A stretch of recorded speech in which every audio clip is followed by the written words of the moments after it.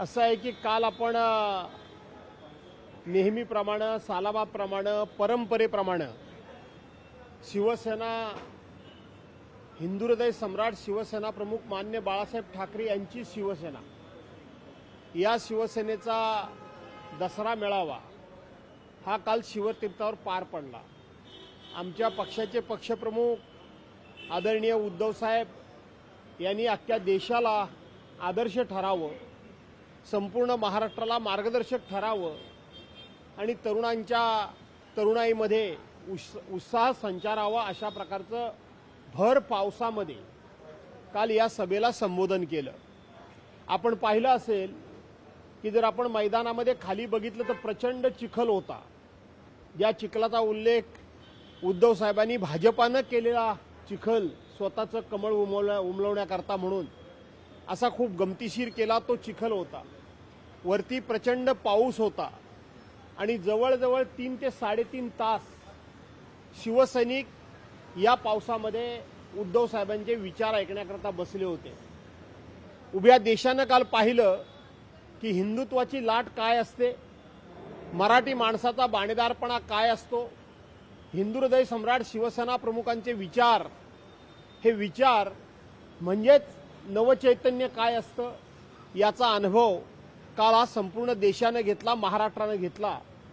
मला असं वाटतं की या देशामध्ये अनेक पक्ष आहेत, परंतु अशा पद्धतीनं वादळ वाऱ्याचा, पावसा पाण्याचा, संकटाचा, आपत्तीचा सामना करून आपल्या नेत्याचे विचार ऐकण्याकरता म्हणून कशाचीही तमा न बाळगणारा जर कार्यकर्ता कोणत्या पक्षामध्ये असेल तर तो हिंदुहृदय सम्राट शिवसेना प्रमुख माननीय बाळासाहेब ठाकरे यांच्या शिवसेनेमध्ये असेल, की जी शिवसेना आता उद्धव बाळासाहेब ठाकरे या नावानं निवडणूक आयोगाच्या नाकर्तेपणामुळे आम्ही ओळखतो, परंतु मूळ बाळासाहेबांची शिवसेना, तिचं तेज, तिचं जाज्वल्य, तिच्या निष्ठा ह्या काल संपूर्ण देशानं पाहिल्या।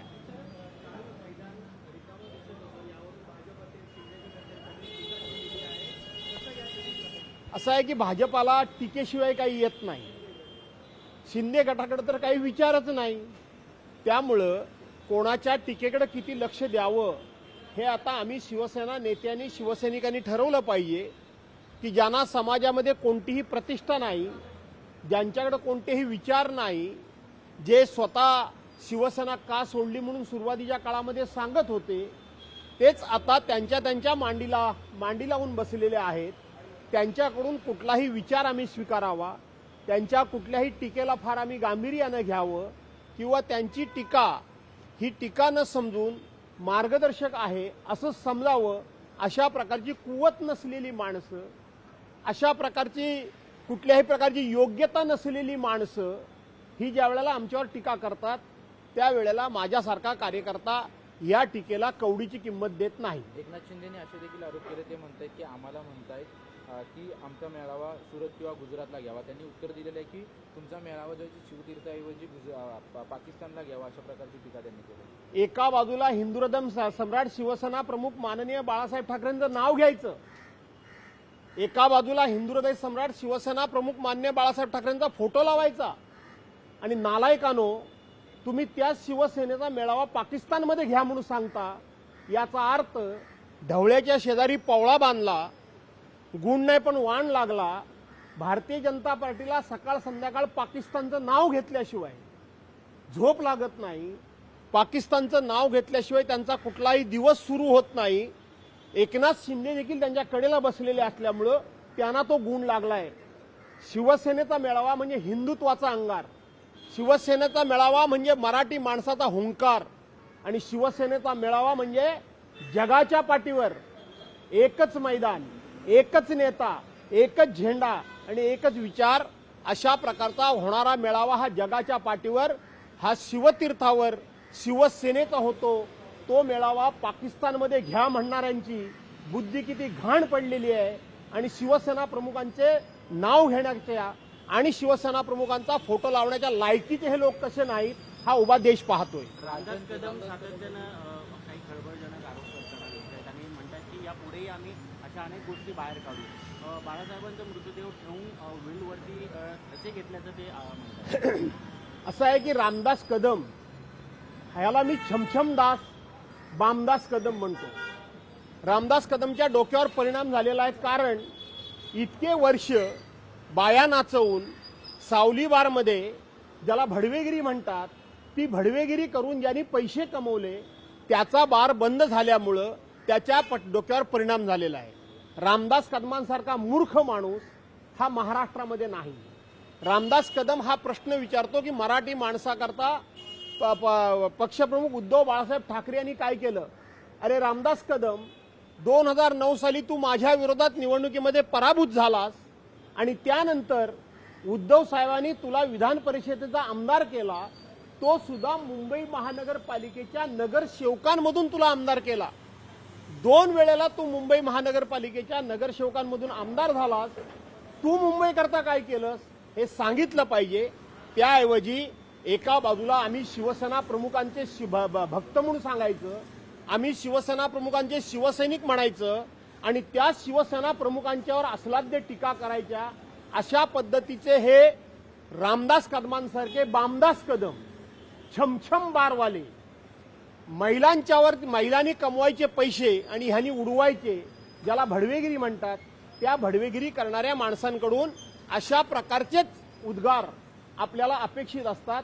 यापेक्षा त्यांच्याकडून चांगलं प्रबोधन, चांगले विचार, ज्या शिवसेनेनं 32 वर्ष याला लोकप्रतिनिधी केलं त्याचे कुठेतरी कृतज्ञता यांच्याकडून व्यक्त होणार नाही, कारण ही कृतज्ञ माणसं आहेत. दुसरी गोष्ट, रामदास कदम हे ज्या शिंदे सेनेचे नेते आहेत, आज हा पक्ष स्थापन होऊन जवळजवळ 3 वर्ष झाली. मला एक असं उदाहरण सांगा की ह्या रामदास कदमला महाराष्ट्रामध्ये कुणीतरी कुठेतरी एखादं भाषण द्यायला, एखादे विचार मांडायला कुणीतरी नेता म्हणून बोलवलंय का. आणि म्हणून अशा मेळाव्यांमधून भुंकल्याशिवाय रामदास कदमांसारख्या श्वानांना कोणी किंमत देत नाही. ते म्हणतात की आणखी काही आणि खुलासे मी सांगितलं एवढं पुरेसं झालं. रामदास कदमांसारख्या श्वानांना आणखीन काय याच्यापेक्षा फार बोलण्याची आवश्यकता नाही. नितेश राणे म्हणताय की बाण योग्य ठिकाणी लागलाय, रामदास कदम यांनी आणखी बोलत राहावं, बाण योग्य ठिकाणी लागलाय असं म्हणताय. असं आहे की रामदास कदमांना मार्गदर्शन कोण करतं याचं तुम्ही नाव घेतलं ते. त्यांच्या पिताजी हल्ली कुठे आहेत, ते हल्ली बोलताना दिसत नाहीत आणि म्हणून त्यांचे पिताजी बोलत नाहीत, त्यामुळे ते दुसऱ्याकडून बोलायला लावतायत. कारण त्यांचे पिताजी देखील हेच विचारत होते की इतके वर्षामध्ये मराठी माणसाकरता शिवसेनेनं काय केलं. तुम्ही महाराष्ट्रामध्ये आमदार म्हणून किती वर्ष होतात, तुम्ही महाराष्ट्रामध्ये मंत्री म्हणून किती वर्ष होतात, तुम्ही महाराष्ट्रामध्ये विरोधी पक्ष नेता म्हणून किती वर्ष होतात. अरे तुम्ही महाराष्ट्राचे मुख्यमंत्री होतात. महाराष्ट्राचा मुख्यमंत्री असलेला माणूस मी काय केलं हे सांगू शकत नाही. आणि म्हणून जो बाहेर पडतो त्यांनी उद्धव साहेबांनी काय केलं, शिवसेनेनं काय केलं, महाराष्ट्रातल्या मराठी माणसाला निश्चितपणे जाणीव आहे की मराठी माणसाचा स्वाभिमान, मराठी माणसाचा सन्मान, मराठी माणसाचा हुंकार आणि मराठी माणसाचा या महाराष्ट्रातल्या मुंबईमध्ये अधिकार हा प्रस्थापित करण्याचं काम आणि टिकवून ठेवण्याचं काम हिंदुहृदय सम्राट शिवसेना प्रमुख मान्य बाळासाहेब ठाकरे यांनी केलेलं असल्यामुळं अशा प्रकारची वाह्यात, अशा प्रकारची कामातून गेलेली माणसं, म्हणजे खरं सांगायला गेलं तर लूट लागलेली माणसं, लूट लागलेलं म्हणजे माहिती आहे ना तुम्हाला, लूट लागलेले लोक हे बोलतात, त्यांचं सातत्यानं बोलणं असतं. आम्ही त्यांना कधीही किंमत देत नाही. परंतु तुम्ही विचारलं म्हणून ह्या दोघा तिघांबद्दल या भाषेमध्ये मला बोलावं लागलंय.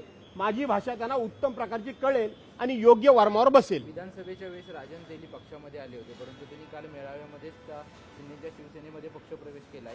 अनेक उमेदवार दिले होते, त्यातले अनेक उमेदवार जे आहेत ते आता परत जात आहेत वेगवेगळ्या पक्षांमध्ये. राजन तेली देखील आता केसरकरांच्या विरोधात लढले होते, ते आता पुन्हा शिंदेच्या शिवसेनेमध्ये गेले. मला असं आहे की आजपर्यंत जे या पक्षातून त्या पक्षात गेले त्यांच्यावर कुठली ना कुठली तरी कारवाई सुरू आहे, त्यांच्यावर कुठली ना कुठली तरी चौकशी सुरू आहे. आणि म्हणून मोठं वॉशिंग मशीन भाजपचं आहे आणि भाजपच्या बाजूला एकनाथ शिंदे गेलेले असल्यामुळे त्यांनी सुद्धा अमित शहा साहेबांना सकाळ संध्याकाळ भेटून छोटं वॉशिंग मशीन आणलेलं असावं. आणि म्हणून त्या वॉशिंग मशीनमध्ये जाऊन हे सगळे स्वतःला स्वच्छ करून घेत आहेत. परंतु ह्या सगळ्यांची कुठूनही सुटका नाही. सुटका नाही. आमच्याकडे सुद्धा काल परवा चिपळूणमध्ये एका माझ्या पक्षातून नाही पण दुसऱ्या पक्षातून एक पक्षप्रवेश झाला. का तर त्यांच्या सोसायटीची चौकशी लागली. काय चाललंय काय, चौकशा लावायच्या आणि आपल्या पक्षात घ्यायचं. मी तुमची 1 मिनिट घेऊ का? कालच राष्ट्रीय स्वयंसेवक संघाकरता संघाला 100 वर्ष झाली म्हणून त्या ठिकाणी एक कार्यक्रम केला गेला. माझा प्रश्न आहे की राष्ट्रीय स्वयंसेवक संघाच्या विचाराचं नेहमी प्रत्येक जण या ठिकाणी कौतुक करतो आणि आम्ही राष्ट्रीय स्वयंसेवक संघाच्या विचारांमध्ये वाढलो म्हणून सांगतो. राष्ट्रीय स्वयंसेवक संघाचे विचार आम्ही आत्मसात केले म्हणून सांगतो. राष्ट्रीय स्वयंसेवक संघाला गेल्या 100 वर्षामध्ये आपल्या विचारांची 100 नव्हे 50 सुद्धा नेतृत्व तयार करता आली नाहीत.